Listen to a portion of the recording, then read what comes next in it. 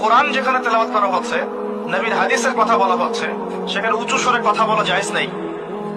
নামাজ পড়ছে একজন ব্যক্তি, সে আল্লাহর সাথে সরাসরি কথা বলছে, তার পাশে কথা বলা জায়েজ নেই। এমনকি নামাজরত ব্যক্তির পাশে কোরআন তেলাওয়াত করাও জায়েজ নেই। আর কথা কি বুঝতে পারছেন? একজন ব্যক্তি নামাজে দাঁড়িয়েছে, আল্লাহর সাথে কথা বলছে, পাশে আপনি কোরআন তেলাওয়াত করতে পারবেন না জোরে জোরে।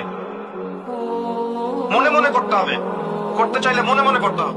অনেক সময় মসজিদের ভিতরে দেখবেন নামাজ পড়া হচ্ছে, শোরগোল করছে।